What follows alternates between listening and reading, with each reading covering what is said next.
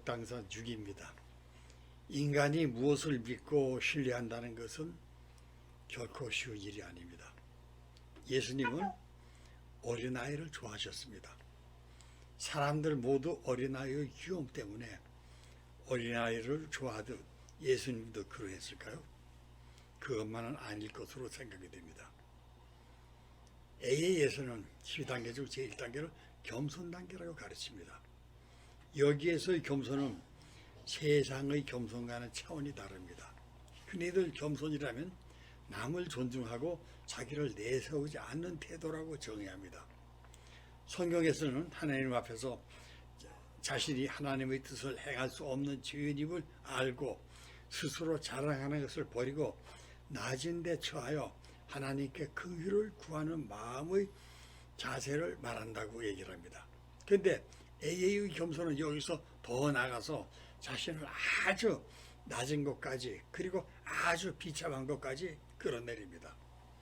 알코올 중독이라는 병은 자신뿐만이 아니라 어느 누구의 도움으로도 치유가 불가능한 질병이고 또 이 병은 죽음에 이르는 병이므로 알코올 중독자는 자기 능력으로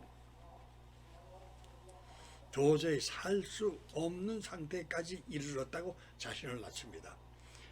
자기 능력으로는 물론 어느 누구의 도움으로도 살 수 없는 상태에 이르렀다는 사실을 인정하고 믿으라고 가르칩니다.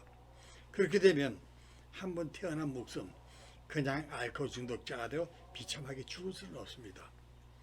미국 체로키 인디안 사회에서 전해 내려오는 유명한 말이 있습니다.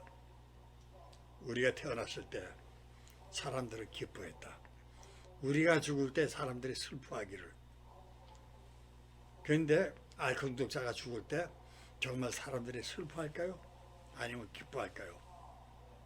아마도 손뼉치고 기뻐할 겁니다. 그렇게 비참하게 살 수 없으니까 살기 위해 인간보다 강력한 힘을 가진 초월적인 존재, 위대한 힘이신 신을 믿으라는 겁니다. 만약 무신론자거나 불가지론자 또는 회의론자 할지라도 살기 위해 없는 신이라도 있다고 믿고 의지하라고 가르칩니다. 그 겸손의 대표적인 존재가 어린아이입니다. 갓 태어난 어린아이들은 부모가 돌보지 않으면 살아남지 못합니다. 그리하여 자신을 낳고 양육하는 부모를 티끌만치 의심하지 않고 절대적으로 신뢰합니다. 그리고 본능적으로 의존합니다. 그들은 아빠나 엄마가 공중 높이 던져 올려도 절대 두려워하지 않습니다. 그들은 본능적으로 엄마나 아빠가 자신을 안전하게 받아줄 것을 굳게 믿고 있기 때문에 까르르 웃기까지 합니다. A에는 이렇게 겸손에 이르면 살기 위해서 신의 도움에 전적으로 의존하는 믿음이 생기고 그 믿음으로 자신이 믿는 절대적인 존재의 신의 가르침대로 살아가면 알코올을 극복할 수 있다고 가르칩니다. 그런데 중독자의 믿음은 어떠한가요? 중독자는 중독을 통해 얻은 변화를 신뢰하기 시작을 합니다. 중독자는 어떤 물질이나 어떤 행동에 중독됨으로써 일정하고 예측할 수 있으므로 그것을 신뢰하기 시작합니다. 이것이 중독의 유혹적인 면입니다. 중독자는 중독 효과를 예측할 수 있기 때문에 그것을 신뢰할 수 있다고 믿습니다. 중독자는 중독이 주는 기분의 변화에 의존하여 처음에는 정말로 기분이 변화가 됩니다. 그러나 사람이 언제나 사람에게 기분을 변화시켜 줄 수 있다는 보장은 없습니다. 중독자가 정서적으로 의지하고 싶어서 제일 친한 친구를 찾아갔는데 그 친구의 도움은 전혀 효과가 없었습니다. 또 어떤 경우에는 오히려 내 도움이 필요한 일이 있을 수도 있습니다. 이런 상황이 발생하면 중독자는 사람보다 더 물질을 믿을 만하다고 결론을 내립니다. 중독에 빠진 사람은 사람이 아닌 중독을 신뢰합니다. 중독자가 자기가 가장 먼저의 길을 원하고 또 요구합니다. 그들의 요구는 모든 것을 제치고 가장 중요해집니다. 그리하여 그들의 성격은 자기 중심적으로 변합니다. 사람들 모두 욕구를 갖고 있습니다. 사람들은 혼자서는 살 수 없는 사회적 동물이기 때문에 살아가면서 자신의 욕구도 돌보지만 남의 욕구도 돌봅니다.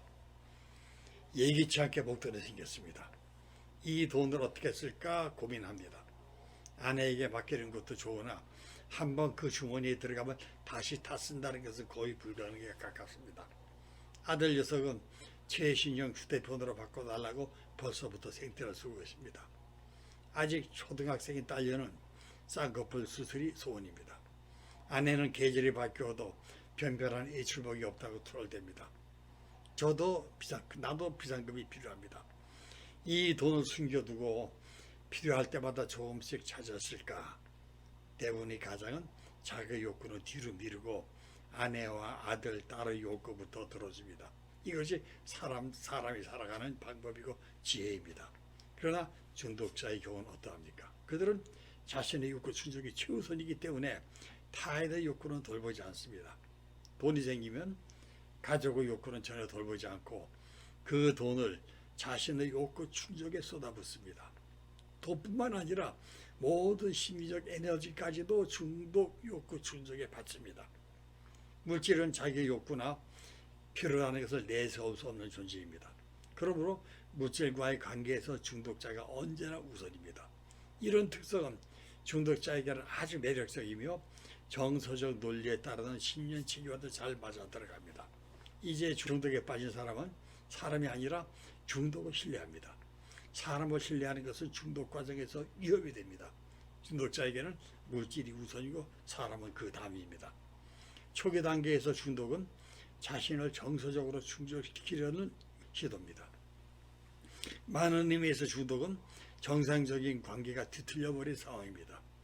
대부분의 우정이 정서적 애착에서 시작되며 정서적인 욕구의 충족에 기초하였지만 중독은 병적인 방식으로 그러한 욕구를 충족시키려는 노력입니다. 이게 문제가 되는 겁니다. 여기서 중독 단상을 마치도록 하겠습니다.